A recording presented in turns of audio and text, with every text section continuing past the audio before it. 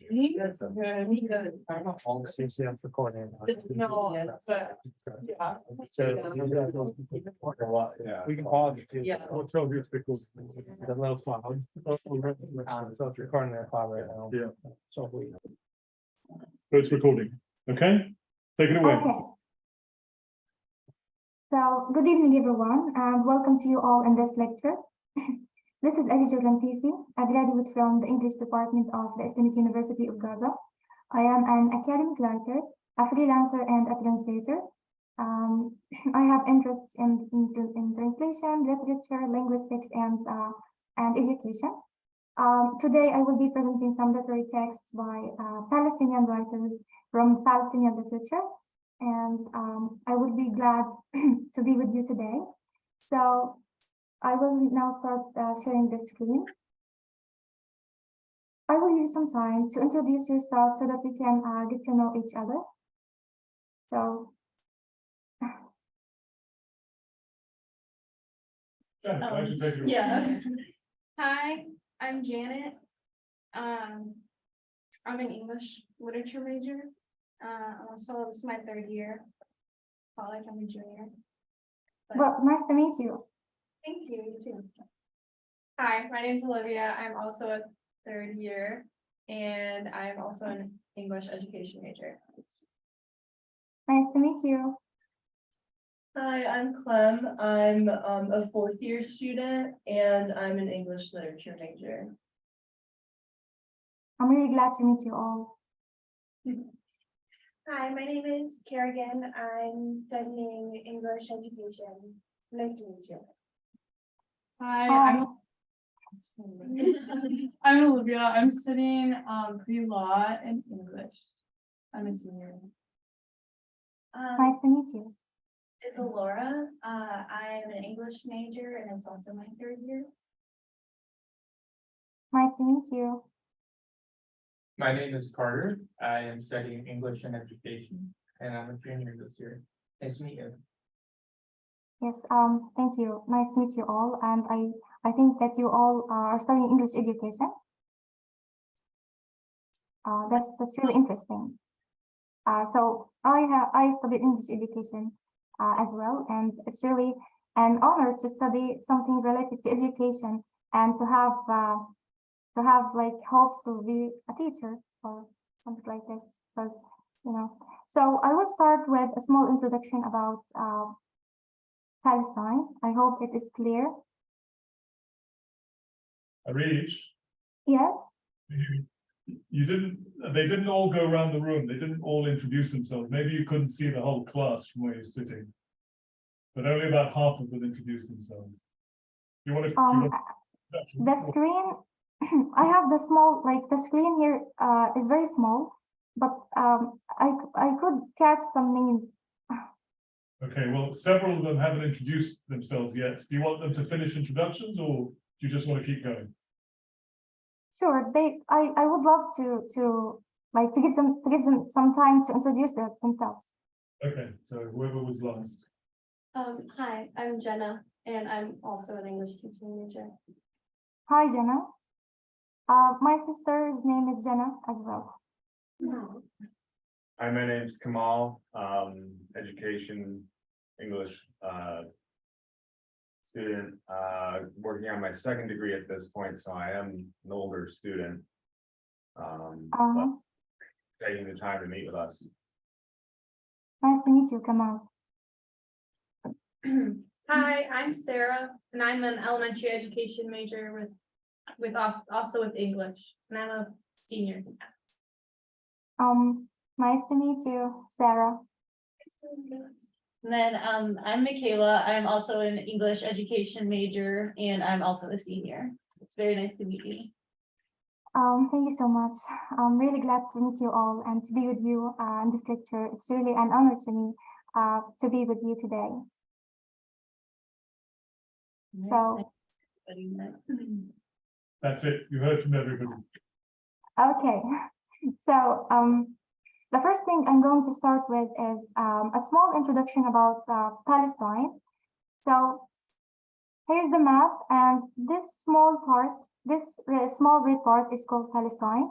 As you can see here, it is located in the heart of the three continents of Asia, Africa, and Europe, which gives it a value of a strategic location, which explains why throughout history, many colonial powers tried to occupy, and it was like the ambition of many colonial powers throughout history, and it was occupied tens of times by many empires, and all of these empires were defeated by Palestinians, and because of its strategic location, it's really an important like link between these three continents. And if we get closer, you can see here the West Bank and the Gaza Strip. The West Bank, in 1948, the Israeli militias came and occupied Palestine. So all the Palestinians who were living in the West Bank were forced into the exile. So some of them was forced to travel to Egypt, to Jordan, to Syria, to Lebanon, and to all the countries around the world. And this is the Gaza Strip, where I live in. It is one of the most populated areas in the world. It is under the occupation, and it is it's under the blockade for 14 years or more. It has harsh conditions, and it is a city that has zero freedom of movement. When it comes to literature, when we talk about literature, we talk about something significant for us as Palestinians. Because as Palestinians living in Gaza, we've never been to Jerusalem. And but we love Jerusalem because for what it means to us, because we read about Jerusalem. And this applies to all the parts of all parts of Palestine. Like, we have never been to any part of the Palestinian lands, but we love our homeland because we've been told many times about the old beautiful days, about from our parents, from our grandparents, about the unoccupied Palestine and the beautiful days. So our homeland turns into a tale. It turns into a story that we love. And we love that story because it is about our homeland, and we love our homeland because of the story. So this is a very significant connection that the Israeli occupation is trying to cut this relationship between Palestinians and their homeland. So then, when we talk about this map, this map of shrinking Palestine, this is the green color representing the Palestinian lands, and how years after years the Israeli occupation was expanding, taking over more cities and more parts of Palestine. So it's just an apartheid regime based on ethnic cleansing, displacing Palestinians, and demolition and building illegal settlements. And actually, I want to highlight the fact that Palestine was occupied metaphorically in the Zionist literature long before it was occupied militarily and physically. So here we are, as Palestinian writers, we try to fight back, to have it back, and to restore Palestine in our stories, in our poems, in our literature. So I'm going to start with these are the literary texts that we're going to discuss. Kanafani's Letter from Gaza, Surviving and Dying in Gaza, the article that I have published on Mundawise, and the story of Spared by Rawan Yavi, and the poem of Grandma. So let's start with talking about Ghassan Kanafani. I know that you have studied Returning to Haifa. So what do you know about Ghassan Kanafani?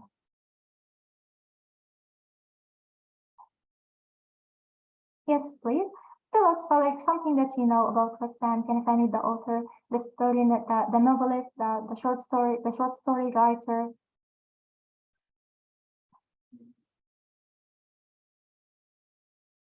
Sorry, I forgot that I'm going to be I'm going to ask questions to keep you engaged in the lecture and you know.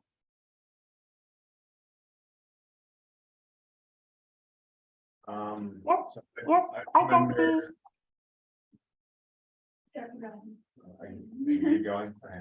I remember that The author was also very politically involved in that his friends actually wanted him to take a step back from politics to try and focus on his writing Yes, Goodbye. thank you so much.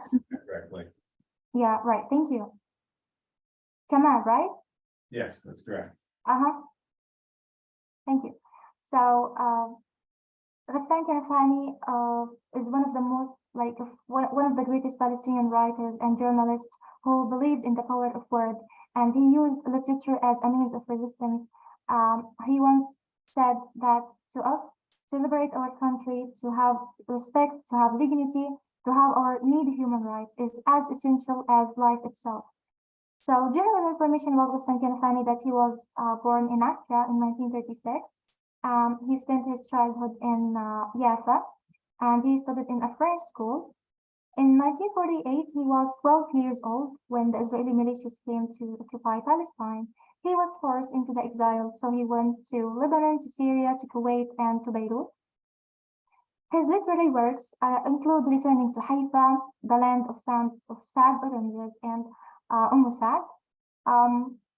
His assassination came as an attempt to obliterate the Palestinian narrative, as he was the voice of the Palestinians in an early age.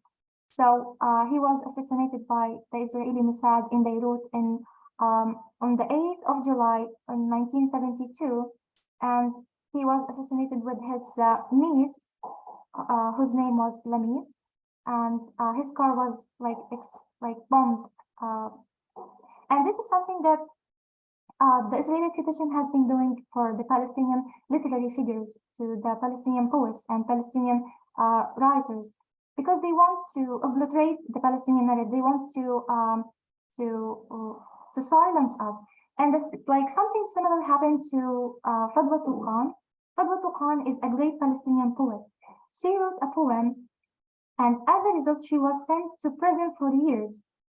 The same thing happened to Darin Topur. Darin Topur is one of the Palestinian writers living in the West Bank, and she was arrested for writing poetry. So poetry is important for us because we resist by our words. We urge people not to give up. So we're going to move to talk about Letter from Gaza, the short story by Kanafani. These are the literary elements that we're going to discuss. So from your last reading to Letter from Gaza, what do you think of the story? What do you find something interesting about this short story? Yes? What does the story discuss? If you wanted to tell something about the story, what would you tell him or her? They're bringing out their credit. Yes, please. So the story kind of followed someone who had plans to move to California, but they went through an experience where they felt like they didn't want to leave their homeland, they wanted to stay. And so the letter is kind of urging their friends to come back to Gaza as well. And I thought it was interesting at the end. I wasn't expecting them to urge their friend to return as well. Thank you so much for the sharing. This is really interesting. Okay, Letter from Gaza is a story that was written in the voice of a Palestinian. I will say a small summary for the short story.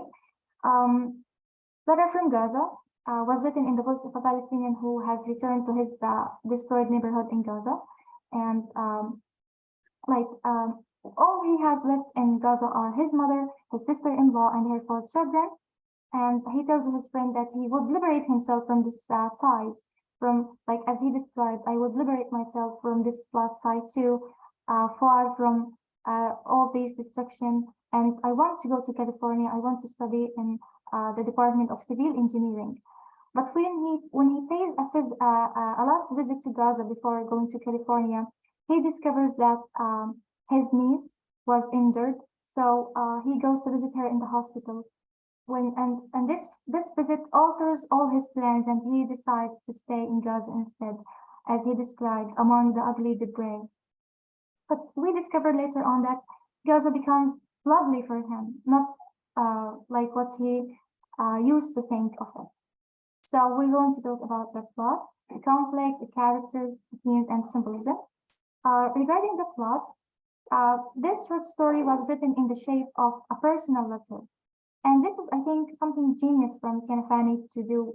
Like many people sometimes are curious to read the private messages to the personal letter. So, like as if it encourages people to read it.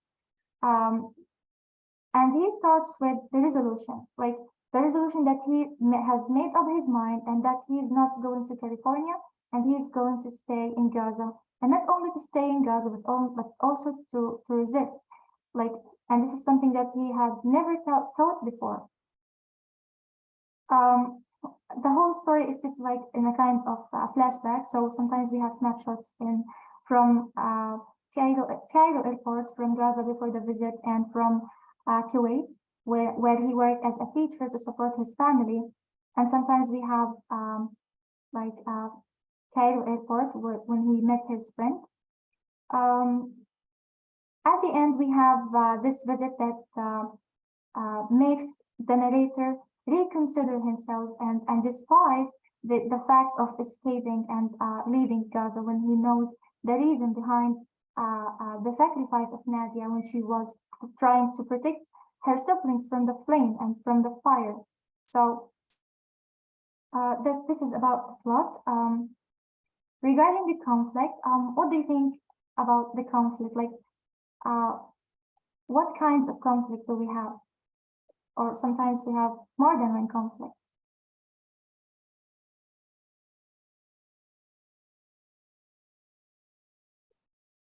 Yes? I think that it's interesting that at the very end, it kind of sets up another conflict because he says like, I won't come to you, but you return to us. So the story kind of starts with this conflict already, but it ends with a whole new one. Yes, thank you so much. This is really interesting. One of the conflicts is an external conflict, and the other is an internal conflict. Like the external conflict is that one between two external things. Like the main conflict I see here is between Gaza and the occupation. So this is like how literature documenting historical documentations like colonialism. We have an internal conflict that is between the mind and the soul of the narrator. Like he was hesitant whether to stay in Gaza among destruction, the darkness, and the color of gray, or to travel to California and to have a better life and to study civil engineering. Regarding the characters, what do you find, like, what character do you identify with? A character that can be your friend. We have the narrator as the main character. We have the addressee, his friend Mustafa. We have Nadia as a character representing existence and resistance. So which of these characters, like, do you identify with?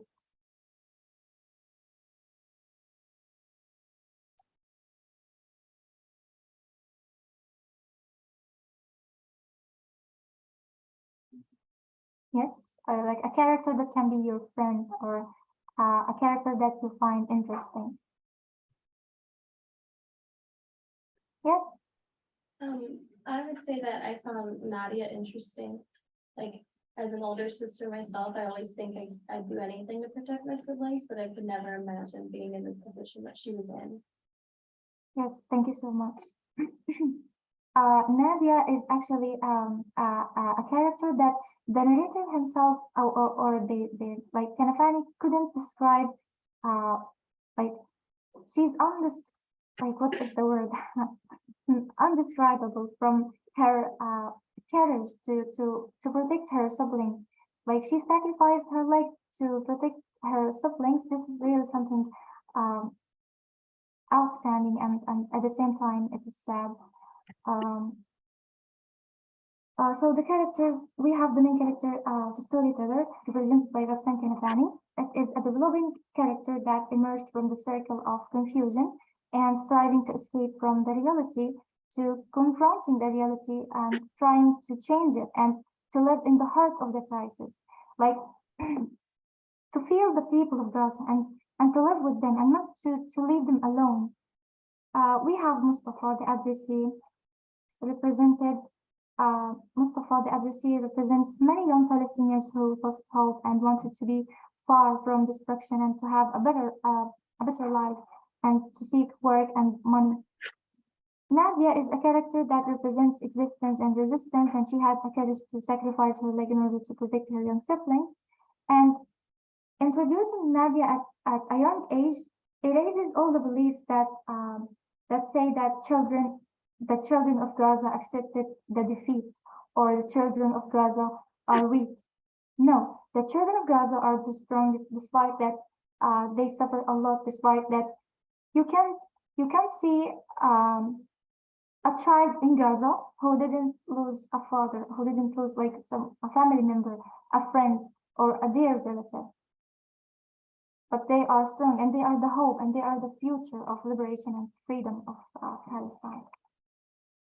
So we're going to talk about the conflict between the two worlds. And the two worlds here mean the world of children and the world of adults. When we talk about the world of children, we see like how children are put under a tragic reality and under the occupation, and how like the narrator described in a quote that happiness for children is a luxury and a deviation because they are not used to happiness. It is something new to them and something like, as we said, a luxury for them to live in happiness. And this reminds me of the aggressions that comes on Gaza during the Eid days. I mean, like Eid al-Fitr and Eid al-Adha, the religious occasions for Muslims in which we celebrate and we exchange gifts and we visit each other.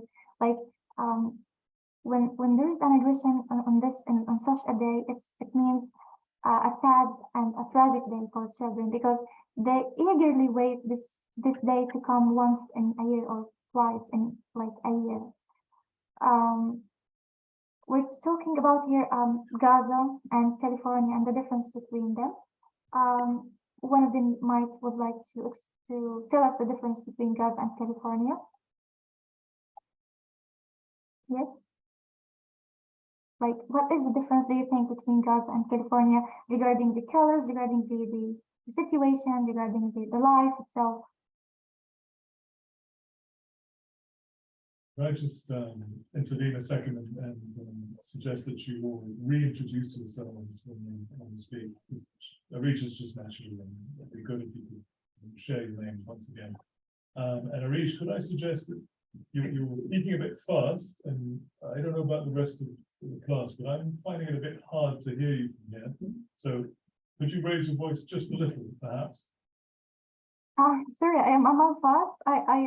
I'm not noticing this. I will be lower. I will be lower. Like I mean, I will try to slow down. Okay. All right, go ahead. Sorry. Could you restate the question real quick, just to make sure that I know before I start talking? It was, how is California different than Gaza? Right. And could I ask you all to speak up because I think that owl isn't quite registering as powerfully as we. So. I would say that geographically, California, you have the ability to leave anytime you wanted to, whereas, as you said, in Gaza, you can't even visit Jerusalem. Yes. Can you just repeat the last thing that you have said because I didn't catch it? I believe you were the one who said that, and if you're in Gaza, the Gaza Strip, you can't even visit Jerusalem. Yes, So, I can't visit. Yes, I've never been to Jerusalem. None of the Gazans actually have been to Jerusalem because if you have an idea of a Gaza, of like a Gaza or West Bank ID, you are not allowed to visit Jerusalem. You have to take permission from the Israeli occupation, and it rarely happens when they accept. But we only see Jerusalem in pictures. We read about Jerusalem, and we read stories about Jerusalem and poems. I wish that one day I can really visit Jerusalem. It has the third holiest mosque for Muslims, which is Al-Aqsa Mosque. I wish that one day I can pray at Al-Aqsa. You may see what the Israeli occupation Zionists commit against the prayers in Al-Aqsa there. They are traumatizing them. They are not allowing them to pray comfortably in Al-Aqsa, unfortunately. I hope that I answered your question.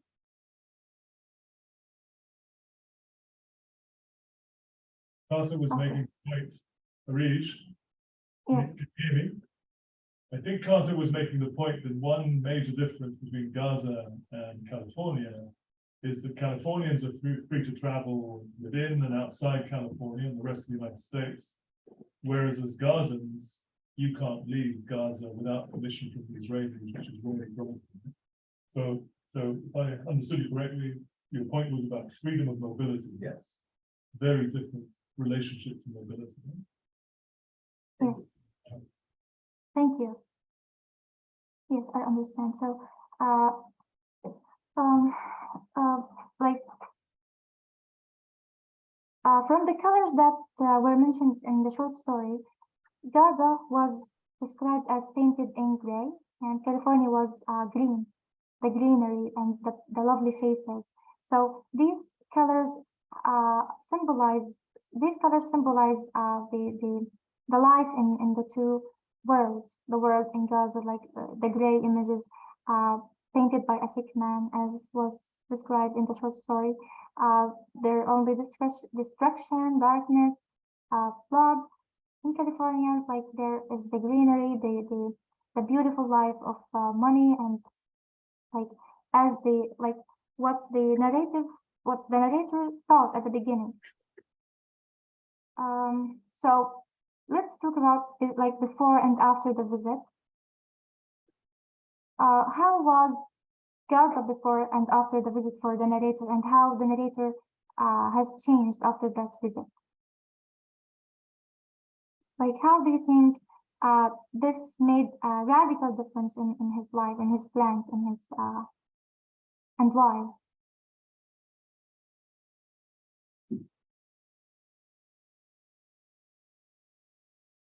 Shall I clarify the question more? Like, I mean, how was Gaza before and after the visit for the narrator? I noticed that before the visit, I think the narrator felt like there was nothing for him in Gaza, like nothing that he could do. So that's kind of why he felt like he had to leave. But like during the visit, he realized through like Nadia's strength and like the things that Nadia has done that he actually can like resist, and like he actually does have a place that he can kind of do. Exactly. Yeah. Thank you so much for your answer. This is the point. So Gaza was something, and it became something totally different for the narrator. Like before, the narrator was referring to Gaza as using the phrase "this Gaza" and like "this Gaza" as if he is belittling it. He was hating Gaza at first.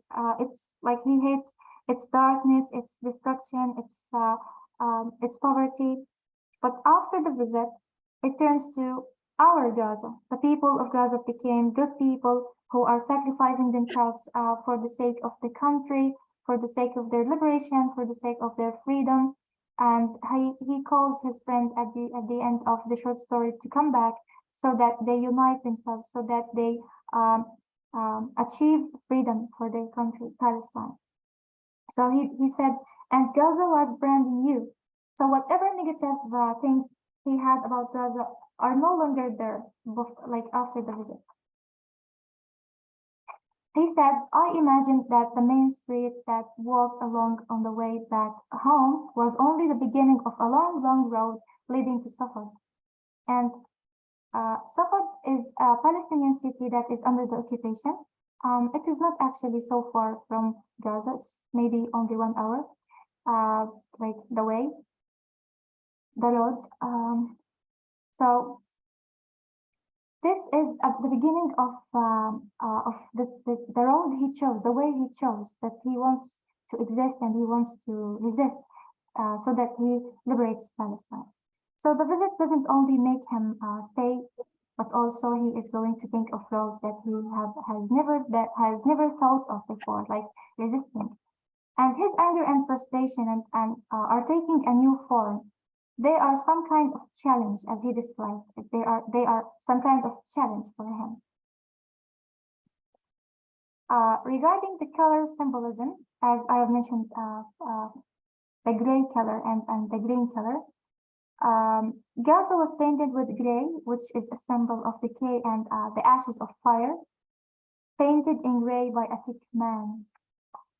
Like this phrase.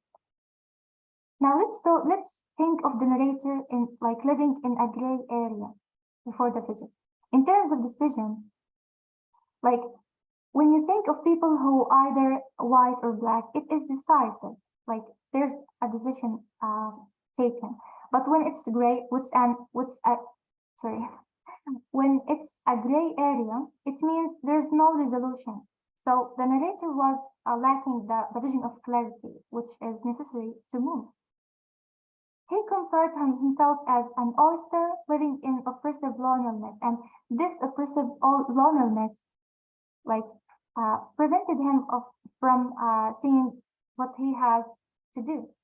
But when he started of thinking of something beyond himself, and when he stopped thinking of himself, like sacrificing for freedom and liberation, he starts to have an ideal to live up for.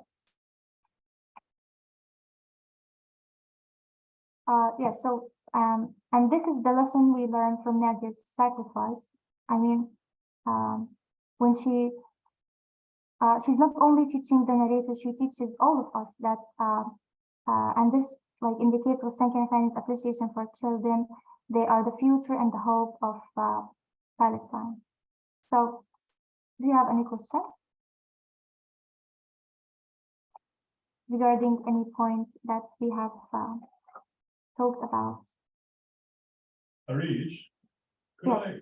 I recommend that you collapse the PowerPoint so we can see you. Currently, you're in a very small corner of the screen, and we can barely see you. We can just hear your voice, and I think it'd be nicer if we were to see you. So if you don't need what's up there on the PowerPoint just now, or whatever you don't need, could you collapse it and then bring it up again when you need it? I mean, should I just not share the slides so that my screen gets bigger? Or I mean, it doesn't seem as though you need it right now because we've already discussed these points. So I'm wondering whether, yes. When you don't strictly need the screen, we could just see you instead. Because currently you're tiny, we can barely make you out. Okay. I don't think I can like You have to stop okay. Stop sharing the screen. Right, super. Well, you decide, but just know that right now you're a very tiny presence on the screen, and it would be nice if we could, We can make her bigger if we want. You can? Yeah. Okay. Thank Hang you on. for talking about I'm about to learn something here. Hang on a second. 1 second, Arish. Sorry for the interruption. Click what? in the It's top okay. right corner, there's like, you see where, Yes. Back Just camera. trying to find the mouse. Oh, here we go. yeah, right there, and then Yeah. to the left of that, I think Yeah. there's different options for like show grid or Okay. try that, maybe the one to the right, and then the blue one, go to the. Yeah, and then- This one here. Now one over. This one. Oh. You say it bigger? What about? What about this one? You can drag the corner and you make it. Drag the corner. Yeah, Like this corner. yes. Hey, there we go. Excellent. That works. Thank you. All right, take it away. Thanks. Okay. So, That's much better. Thank you, and sorry for the interruption. it's okay. Regarding the themes of the short story, we have like some themes like loyalty, sacrifice, hope, alienation, and belonging. Where can we find loyalty? Loyalty is seen when the narrator was working in Kuwait, and he was loyal to his family. He was like, despite the exile, despite the oppression he has in the exile, he was loyal to his family, and he had to work to support them financially. He was like responsible to support his family, consisting of his mother and his and his sister-in-law and her 4 children. Sorry, just my mobile just rang. Okay, regarding sacrifice, the theme of sacrifice, where can we see sacrifice in Nadia's character? And then it moves to the narrator himself, because he sacrificed all his plans and he sacrificed all his like what he had in mind, and how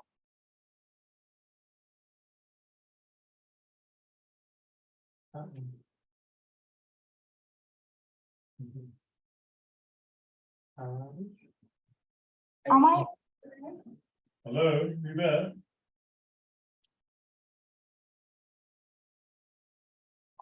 I'm sorry, I didn't know what has just happened.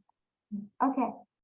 So the theme of hope, we can see the theme of hope in Nadia, like she represents the generation of children who are the hope, who are the future, and on the contrary, we have the hope of the addressee, who is Mustafa. Like, he hoped a better life, but it wasn't like the praised one, you know. Because as a Palestinian, you have to support your country. You have to be with your people, consoling them and resisting with them.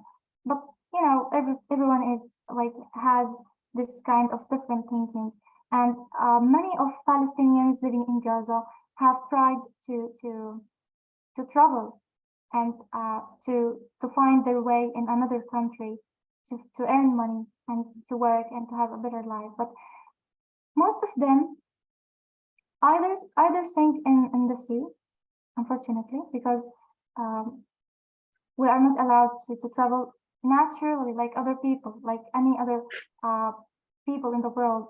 We are not allowed to travel in a natural way because of our like we are under the Israeli occupation, or they get present for no reason. The theme of alienation is seen in the exile when the narrator was working in Kuwait. He was in oppressive loneliness, and he was in extreme oppression.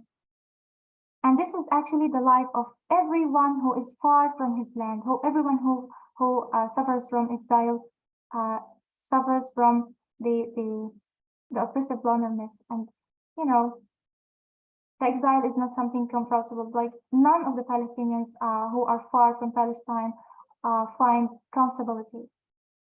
Belonging, the theme of belonging, like we can see it when the narrator decides to stay in Gaza. Like he feels himself like he belongs to Gaza, and he can resist and feel the pain of the Gazans and stay with them. So this is regarding the themes. Do you have any addition? Of course, you're welcome to add anything you would love to do. I thought that maybe we talked about Nadia and her sacrifice. I think what stood out to me too is like her childhood, like she had to sacrifice her childhood, like I'm sure we talked about, like lots of people have to do it. Sorry, I didn't catch it. Can you repeat it? Just can you raise your voice, please? Yeah, sorry, just like the idea of childhood, like having to sacrifice your childhood. Yes, that's good. Excellent. Yeah, this sacrifice, we can see that the sacrifice of childhood. And there is something about this point. The children in Gaza get older than, like, when you look at the children in Gaza, you feel that they are older than their age because of what they suffered from. Like, all the things that they are suffering from teach them a lot. So they get old in age before they even notice that. So thank you for this point. Thank you for this addition. Yes. Shall we continue, or you have another addition? Yes, please. I think that like family could be a theme too. From like sacrificing, and even in like when the narrator is talking to Mustafa, I think that there's kind of like a sense of family. I know they're not family, but like they're friends, and I think that, that kind of drives the story a lot too. Yes, that's nice. Thank you so much. Yeah, so we have the theme of friendship and how the friends of the Palestinian friends living in Gaza sometimes have to be separated from each other because each one of them chooses a different way of life, a different choice, like a different choice in life. So yeah, thank you. If to post something on social media, what would you like what quote would you choose to post and to tell people about from the story of Letter from Gaza?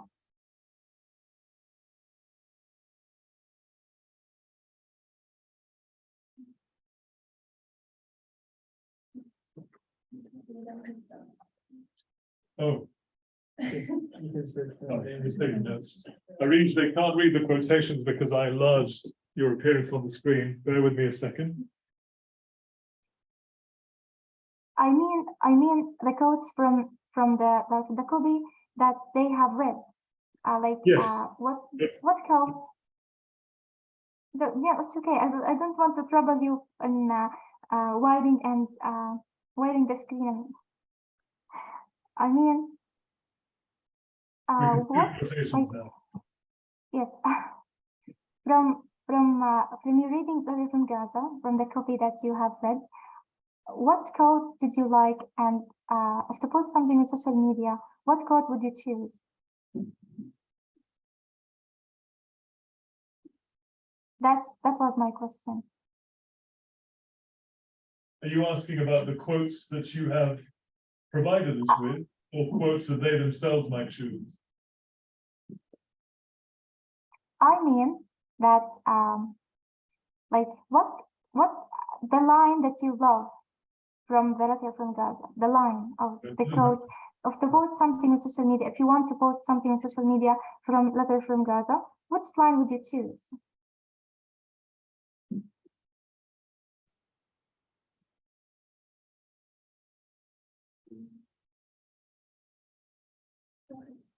I would choose the very last line that says, "Come back, my friend, we're waiting for you." Thank you. This is my favorite line too. Yes. I like the one right before that too, where it says, come back to learn from Nadia's life, amputated from the top of the thigh, what life is and what existence is worth. Specifically like the what life is and what existence is worth stood out to me a lot. Excellent. Thank you so much. Yes. Who else? On page 2, there's a really strong quote about what his life is like, and he says like, my life there had been a gluey vacant quality, as though I were a small oyster, and then it kind of goes on. And I think that one has some really like strong imagery in it. Yes, I agree with you. This is really excellent. Thank you so much. That's about his exile in Kuwait. That line, he felt like him. Yeah. Yeah. Yeah, it was my contract. Yes. So this is for the these are some quotations from the story. I would liberate myself from this last tie too. There in green California, far from the reek of defeat, which for 7 years had filled my nostrils. Then, Nadia, I've brought you presents from Kuwait, lots of presents. I wait till you can leave your bed completely well and healed, and you will come to my house and I'll give them to you. I bought you the red trousers you wrote and asked me for. Yes, I bought them. I found that like these interesting quotes. And of course this one. My friend, never shall I forget Nadia's leg, amputated from the top of the thigh. No, nor shall I forget the grief which had molded her face and emerged into its traits forever. So this is the resolution, like where he was very resolute, extremely resolute about his decision. And then I won't come to you, but you return to us. Come back to learn from Nadia's leg, amputated from the top of the thigh, what life is and what existence is worth. Come back, my friend. We are all waiting for you. I think I have mentioned the symbolism of the amputated leg, that when you think of Palestine, like when we think of Palestine as a human being that has all parts, all the organs of the body, and this amputated leg, like it symbolizes the parts that are occupied by Palestine. So as if he's saying, come, let's put these parts together and have our freedom and have our Palestine, our homeland. So this is that's all about Kanafani's letter from Gaza. Do you have any question? I actually had a question about another quote that was like right after the narrator says to Nadia that he brought the red trousers for her. He says, "It was a lie, born of the tense situation, but as I uttered it, I felt like I was speaking the truth for the first time." And I was wondering what you thought that he meant by saying that he felt like he was speaking the truth for the first time. I'm sorry, I didn't understand the question well. Like the last line. Okay, that's okay. In that line, after he says that he brought the red trousers, but he was lying about it, he said that he felt like he was speaking the truth for the first time. And I wanted to know what your thoughts were on kind of the meaning of that and why he felt like he was speaking the truth for the first time. Well, like I think the red trousers was something that is like she wished, and then this represents the idea of that when we want something, we are not able to get it, and when it comes, it's not the right opportunity. And this is like the same thing happened to my cousin. I will get to this point in like when we discuss my article. So Arija, I just wanted to let you know that we only have just about 20 minutes or so left. So maybe this would be a good time to segue to your own article, the poem. Okay, so this is the article that I published on Midwives, Surviving and Dying in Gaza. What do you still remember? What, like, there's something that you remember about the article from your last reading?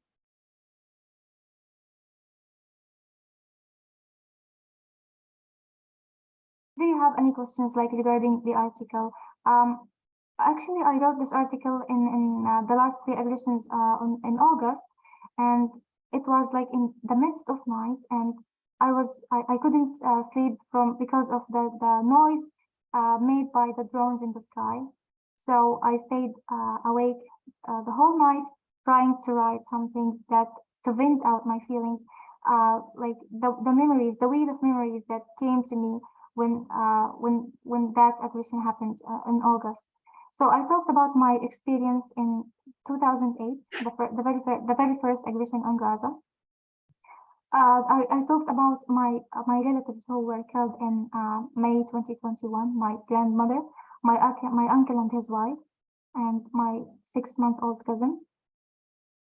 And We write these stories to reach out to the world and to let them know about what we are suffering in Gaza, and to clarify the image that they know about what is happening.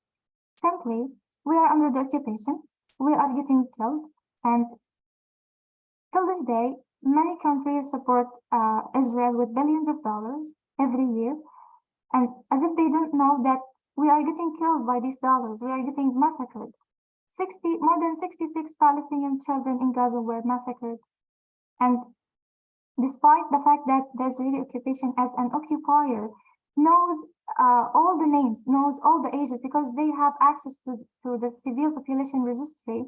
They know all the names, they know all the ages, and when they want to bomb a residential tower, they don't even make a phone call to warn the people there. They aim to kill us. They aim to murder us.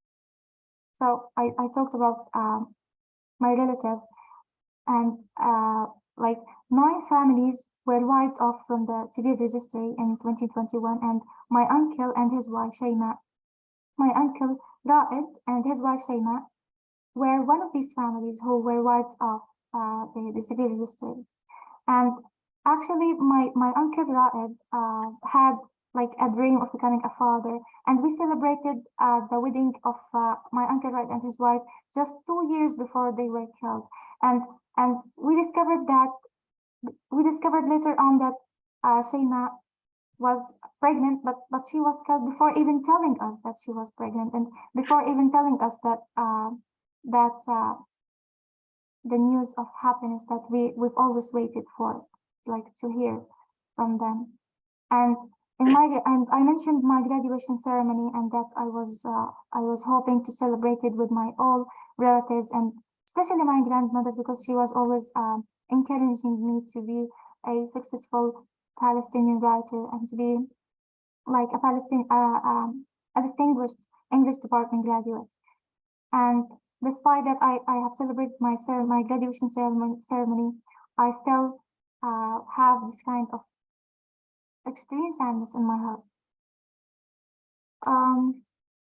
By the way, here's November 14th, 2012, exactly today, like the same day of today, which was the first the aggression on Gaza, in which we had a similar experience of what happened in August. Like we were sitting, and all of a sudden we hear shouts in the streets, and we see the news, the traumatizing news on TV and on social media. And my sister on that day was having a school trip, and she described to me how she was traumatized with her she and her friends in the bus, and they had to return back to home even before going to the first place in that trip. Then, like I described something about my sister, that whatever lies I tell her, she doesn't believe me, because like what we try to isolate our children from all the politics and from all these political situations and destruction and bombardment, but we could not succeed in that. That's why I said, when Israel doesn't kill our children, it settles for killing their childhood. And sometimes to survive, you have to die. I meant this line, because the real death is when you stay alive even after the aggression is done. Because there's something about there's one point I want to highlight here, is that there's nothing called post-trauma in Gaza. Like when we say that when the trauma ends, what happens after this is called post-trauma, but we don't have something like post-trauma in Gaza, because the trauma has never ended, and there's a feeling of guilt that is chasing us, of staying alive. Like and many Palestinian families regret getting married, getting children, because they are bringing children into a world where Israel is killing and massacring children. once, like, one day, one of my friends tweeted on Twitter that she will never get married because she doesn't want to have a child, and that child gets killed by Israel because she was traumatized by the killing of one of her relatives from like a young child, and that was really horrible, horrible. I was like shocked by that, and it exists. Like many Palestinians think of this. So we don't have our natural rights that anyone might have. I talked about 2008, when I was like in the grade of like in the third grade, on December 27th. This was like the first trauma for me, and I am still suffering from this till this day. When I remember all the rubble, all the destruction that happened, and my friends of childhood who were killed, Tahrir, Dina, Ikram, Jawahir, and Samar. All of them like were my best friends at that time, and they were killed by the Israeli occupation. That's why we resist. We want to reach out to the world, to tell the world, please, stop supporting Israel, stop aiding Israel with billions of dollars, and just look at Palestine. And you don't have to be a Palestinian to support Palestine. It is enough for you to be a human, because Palestine is the cause of the humans, not only Palestinians. So sometimes to survive you have to die, and to live you have to die too, because I mean that in all cases we are died, like we are dead, and we're not having the life that we hope and that the life that we are dreaming of. Like I am a Palestinian, I don't want to feel traumatized. I want to live in peace. I want to travel in peace. I want to have friends here and there. I don't want to feel suffocated. I don't want to feel that at any time an Israeli warplane just are gonna throw a missile on my house, destroy me, and kill my family and kill my friends. So this picture, I have seen this picture just 2 days after the massacre of my relatives. And by the way, it is related in a way or another to Nadia. Like when I saw this picture, as if it was talking exactly about my 6-month-old cousin Ibrahim. My mother bought a gift for Ibrahim, which exactly has the same colors and the same clothes here. And I was shocked, like, oh my God, this is the same gift that my mother was going to gift Ibrahim. And she told his mother that she wants her to dress Ibrahim with these clothes in Eid al-Fitr. But in Eid al-Fitr, what happened? They were preparing like some sweets, and suddenly they were all get massacred, and some of them like waits under the rubble for 6 hours to get out. So it's really like it's related to Nadia, because Nadia as well wished to wear the red trousers, but she couldn't because of her amputated leg. So this is horrible, and I know this is like, I don't know what to say. That's all about my article. Arish, may I pause a second? May I interrupt you a second? First of all, Yes, sure. sharing those very painful memories with us, and conveying to the students and to me what it's like to have to live daily with these sorts of traumas and never-ending traumas. But you've said a couple of times that writers like yourself are writing these stories from Gaza in order to reach out to the world and to explain to audiences like my students here and other readers what it's like to have to live this way, to be forced to live this way, when all you want is to live a life of peace and freedom like everybody in the world is entitled to. So I'm curious to know whether you, since this article that you wrote was published in an American webzine that's accessible from around the world, right? I'm curious to know what kind of feedback or whether you've had any feedback. Well, I mean, you have, because you're here because of that article, right? I read that article and I got in touch with you. and now you're talking to my students. Have you had other responses from around the world, with readers from other countries who may or may not have known much about Palestine, but now know your story at least? Has that been part of the response? Yes. Would you comment on that, Ellen? So that's why we are trying our best to reach out to the world, to speak to the world, and like to show our suffering, and this is like to tell them that this is not fiction. These are real stories. These are being lived by every Gazan in Palestine, and even in the West Bank, the situation is not really different. Like every single day, there's a murder against a groom, a bride, someone at least who has a story that shouldn't have ended like horribly. And since the beginning of 2022, 200 Palestinians were killed, either in Gaza or in the West Bank. So you can see like how the Israeli occupation is unescapable, and the only means to resist, the only means to get rid of this occupation is to resist by all means, by literature and even the real resistance, and like through freedom fighters and so on. Yeah.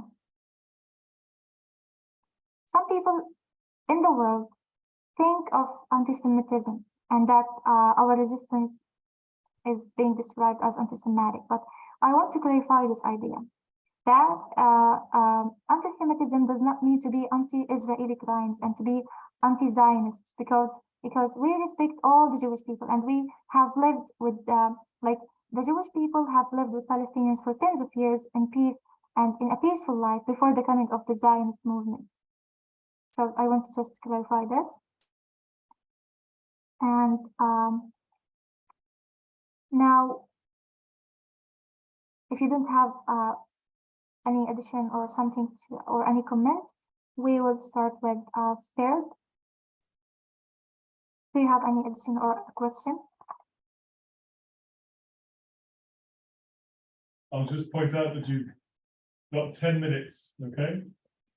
So if you'd rather move to your poem, Grandma. Yes. Okay, I will move to my poem. That's fine. Actually, you can listen to Spared on YouTube. I have sent Professor Alvarez the link. You can listen to Spared.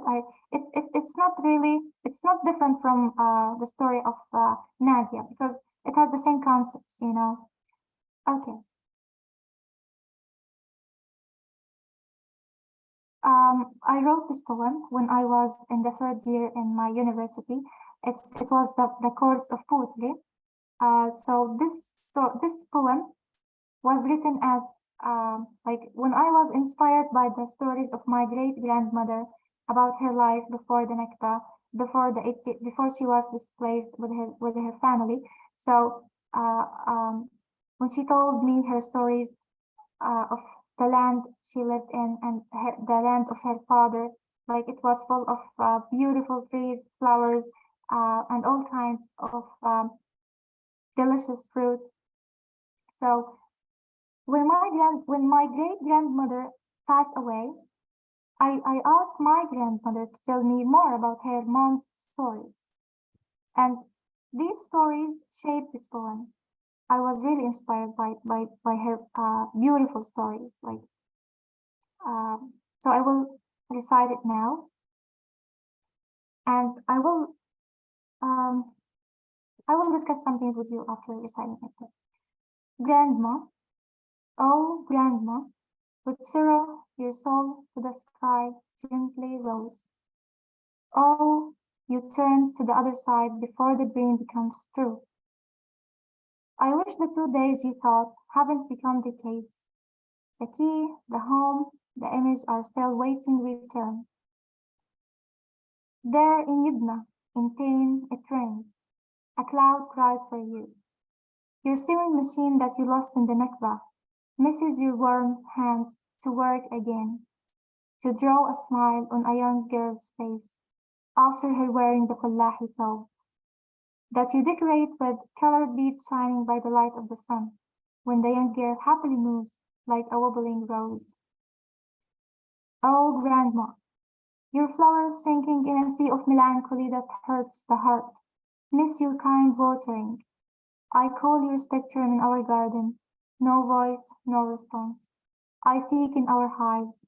No bees, no honey. You left, but you never die. Like Palestine, you're alive forever in our minds. The eternal love of our homelands that you planted in our hearts is going to grow and last. The old one never dies. The child never forgets. Till the last breath, we will resist to free Palestine. So this is the poem, and it was meant to be for my great grandmother. But when my grandmother was killed in 2021 in May, I started seeing this poem like as if it is about both of them, and I realized the fact that how this occupation is deliberately killing the old generation, the generation of grandmothers, so that they don't tell us their stories, to kill their stories. So we're here trying to revive these stories in the shape of poems. So, what do you think of the poem? Like can you find poetic words that like when we talk about poetry, we talk about a special kind of writing, a life-changing experience, a kind of writing of self-expression. So, what something would you like find interesting about the poem?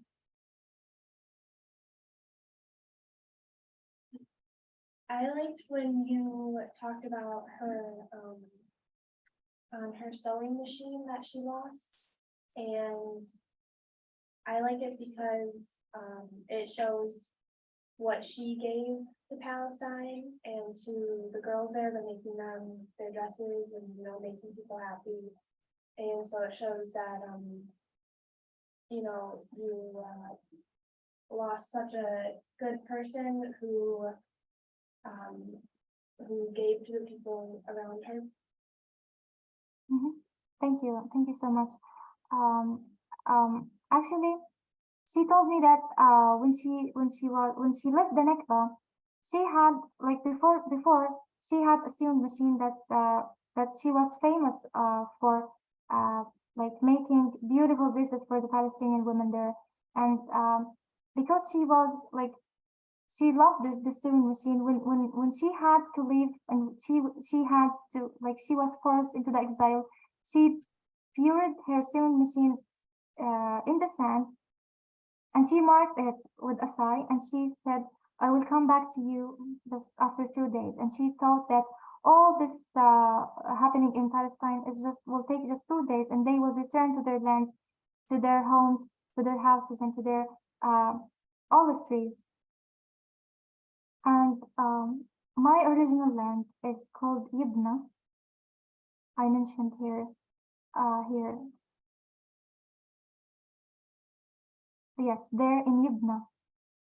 Yes, I live in Gaza, but I am a refugee from Yibna. My original land is called, my original city in the West Bank is called Yibna, and it is really a rich land, a beautiful land that I have never been to, and my grandfathers have lands there, and beautiful lands, and it is now occupied by Israel. Hopefully one day we can go there and we can return to our lands. And we know that we will be liberated one day, and we know that Israel will come to an end, like all the empires that occupied Palestine before. It's just a matter of time.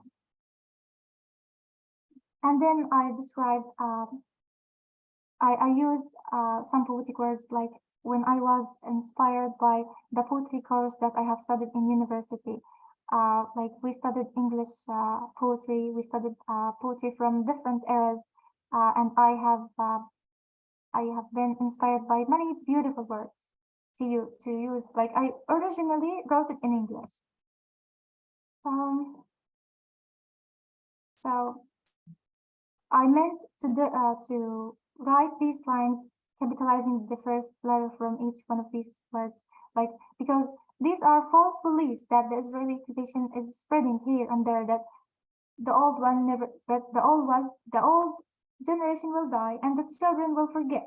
But no, this is not gonna happen. The old one never dies, the child never forgets, because our grandmothers are alive in our minds, and their stories are alive, and we are living on the revival of their stories, and their being with us. We feel them, and their existence in our life, and their spectrum.